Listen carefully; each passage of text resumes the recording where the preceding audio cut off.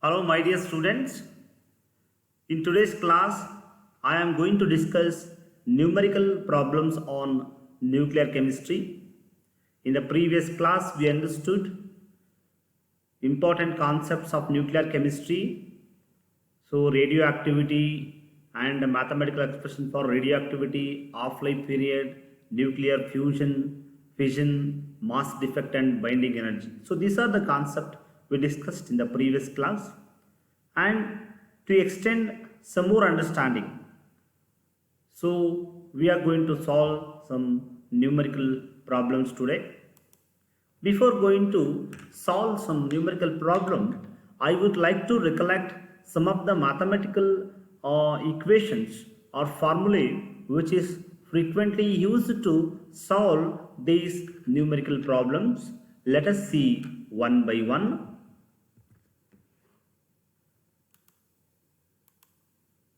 So first one is binding energy equation. The binding energy is equal to, so delta M, that is mass defect, into 931.5 mega electron volt. Next important equation is mass defect. So delta M is nothing but a mass defect is equal to ZMP plus A minus Z into Mn minus capital M. This means here Z is a atomic number, that is the number of protons. So Z is the number of proton and MP is the mass of proton. So it gives the total mass of proton, and A minus Z is nothing but the number of neutron into Mn. Mn is the mass of neutron. So this whole term it gives, so total mass of neutron. So total mass of neutron plus total mass of proton, it gives the masses of individual nuclei, and this is a mass of a nuclei. Next, so 1 AMU, so 1 atomic mass unit is nothing but 931.5 mega electron volt. I will discuss it later. And 1 electron volt is equal to 1.602 into 10 to the power of minus 19 joules. Binding energy per nucleon, so is equal to binding energy divided by number of neutrons, and N is equal to N naught into e to the power of minus lambda t. Here N is the number of nuclei or the concentration of radioactive nuclei at any time. N naught is the amount of the radioactive nuclei at initial concentration, that at the beginning. So lambda is nothing but the decay constant, T is time, and lambda is equal to decay constant for the first order nuclear reaction is equal to 2.303 divided by T into log of N naught divided by N, and T of is equal to 0.693 divided by lambda. So T of is nothing but half-life of a radioactive reaction. So 0.693 divided by lambda, lambda is decay constant, and T is equal to 2.303 into T of C14 divided by 0.693 plus log of activity of C14 living, so divided by activity of C14 dead. Dear students, so this is the last 8th equation. This equation, it is used to calculate the age of fossil fuel. That is, this equation we derived from the applications of carbon dating technique. In the carbon dating technique, we are going to identify the age of fossil fuel. For that, we derived one equation. So this is the last equation. It is used for numerical problems. So dear student, so before going to solve the numerical problem, you must know all these formulae and the terms and their SI unit. Next another important concept, activity. Activity is nothing but it is the number of substance or disintegration takes place in the given sample per second. For example, there are 1000 radioactive atoms are present. So these 1000 atoms, so in a decay process, So 100 atoms per second or 200 atoms per second, 300 atoms per second. So like this. So activity is nothing but, so it is the rate of disintegration per second. That means with respect to time, we are going to identify the amount of or concentration of radioactive elements. So activity is nothing but it's the number of disintegration activity, radioactivity per second. It is expressed by using becquerel. So becquerel is the SI unit of the activity. So the numerical relationship between the activity. So here A is the activity and lambda is the decay constant, n is the concentration at any time. So this is the mathematical relationship between activity and decay constant and concentration. So this is the activity at any time. Then the activity in the beginning, that means at initial concentration is given by, so A naught is equal to, so lambda into n naught. So these are the two equations which we are going to use frequently to solve numerical problem. Dear student, activity is nothing but it's very simple. So it is the rate of decay, rate of chemical reaction.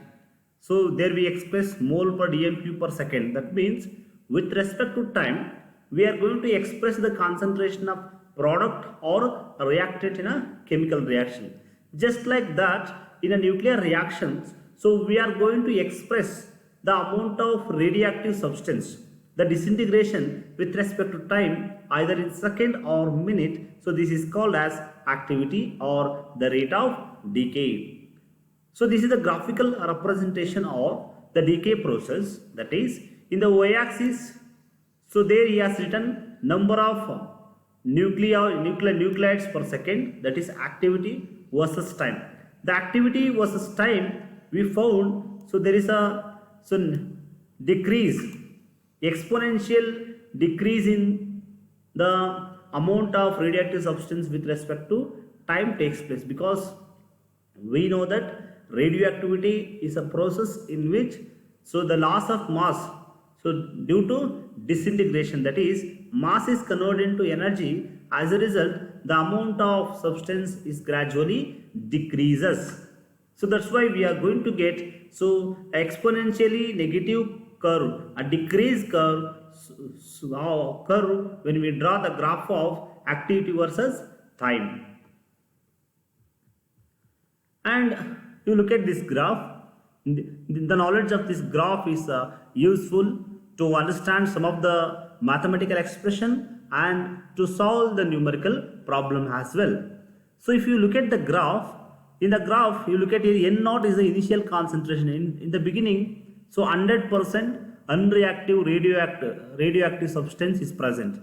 So as time goes on, what happens, this n naught becomes n naught by 2. That means, so in the beginning, imagine there are 100 atoms. Half of the half-life period, the time required for the radioactive element to disintegrate, half of its original value is known as half-life period. So here n naught is the initial.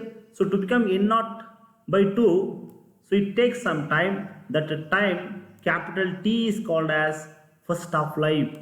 Dear students, during disintegration process, during radioactive process, so it having n number of half-life.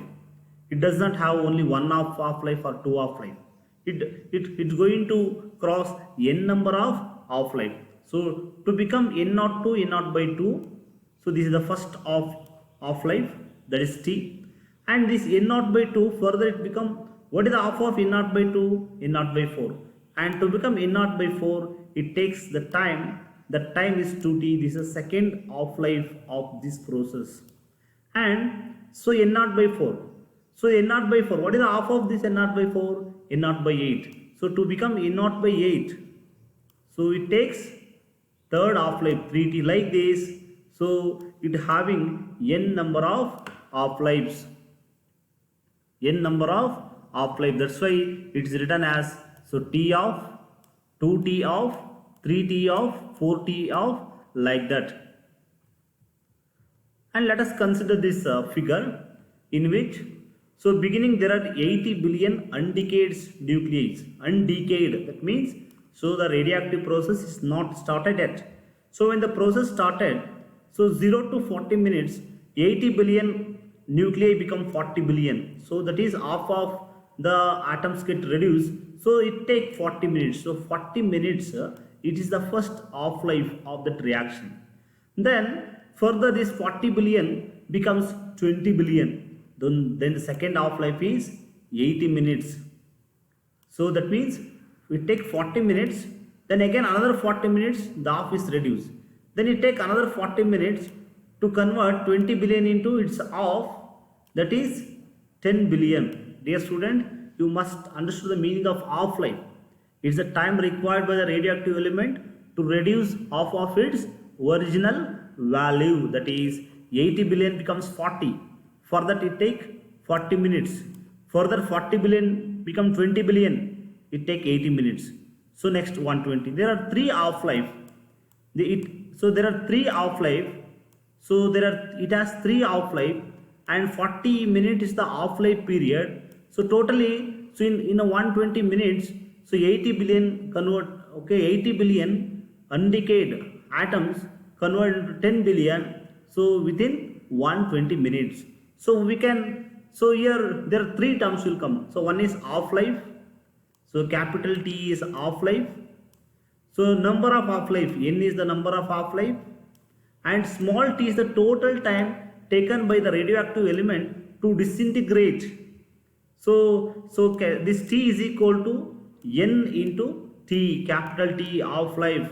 So so this is written as capital T or so T of, both are same. So this can be also written as, so N is equal to, then this N is equal to T divided by T. Dear student, don't get confused. Here T is the total time taken by the radioactive element to disintegrate. Capital T is nothing but half-life period of that element. And 3 is the number of half-life which is involved in that course of nuclear reactions. So why I took this example? Because in order to understand so how we have derived this expression, that is N is equal to T divided by T. That means so N is the number of half-life. For example, so the reaction so takes place up to 120 minutes. How many half-life it has?